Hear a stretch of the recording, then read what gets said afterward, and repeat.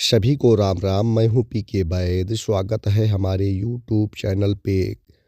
आज के वीडियो में हम खांसी ना ठीक होने के 5 प्रमुख कारणों के बारे में इस वीडियो में चर्चा करेंगे।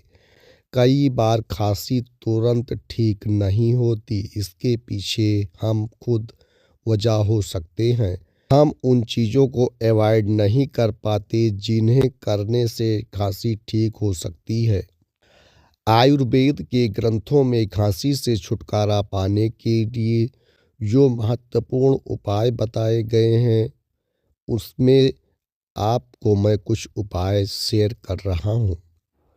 इन दिनों सर्दी खांसी का मौसम है। कई बार कई तरह के काढ़ों का सेवन करने के बावजूद खांसी छूटती नहीं। यहाँ तक कि गार्गल और दवाओं का असर भी कम हो जाता है।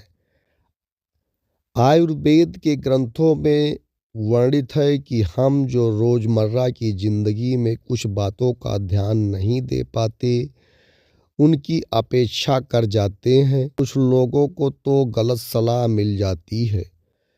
उनके बताए तरीकों का पालन करने पर खांसी और बदतर हो जाती है, या आपके परिवार के किसी सदस्य को यह समस्या है, तो इसलिए खांसी को बिगड़ने से रोकने के लिए कुछ बातों को अवॉइड करना बेहद ज़रूरी होता है।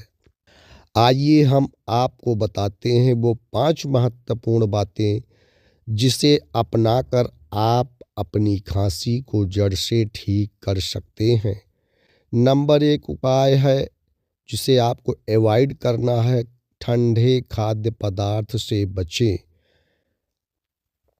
खांसी होने के बावजूद हम आइसक्रीम और कोल्ड ड्रिंक जैसे ठंडे खाद्य पदार्थ का सेवन कर लेते हैं।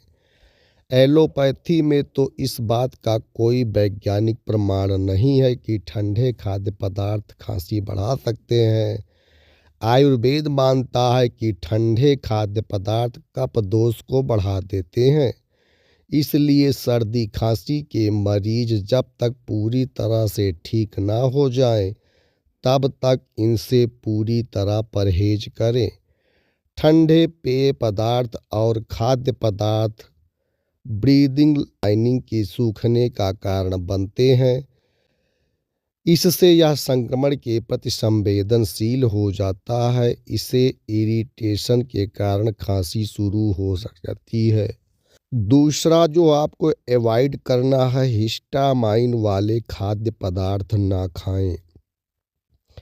जो पहले से खांसी और सर्दी से पीड़ित हैं, उन खाद्य पदार्थों से बचना चाहिए जो हिस्टामाइन से भरपूर होते हैं। हिस्टामाइन शरीर की कुछ कोशिकाओं में पाया जाने वाला एक केमिकल है जो एलर्जी के कई लक्षणों का कारण बनता है, जैसे नाक बहना या छींक आना। जब किसी व्यक्ति विशेष को किसी विशेष पदार्थ जैसे भोजन या धूल से एलर्जी, जो शरीर की प्रतिरक्षा प्रणाली गलती से मान लेती है कि आमतौर पर यह हानि रहित पदार्थ वास्तव में शरीर के लिए हानिकारक है।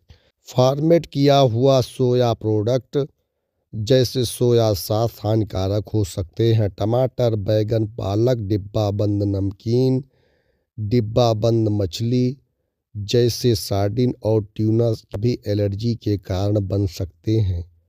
तीसरा आपको अवॉइड करना है तले हुए खाद्य पदार्थ। तले हुए खाद्य पदार्थ प्रकृति में तैलीय होते हैं। तेल खांसी को ट्रिगर करने वाले कारक माने जाते हैं। गर्म तेल में खाद्य पदार्थों को तलने पर एक्रोनिल नामक यौगिक उत्पन्न होता है। एक्रोनिल एलर्जी के रूप में कार्य करता है।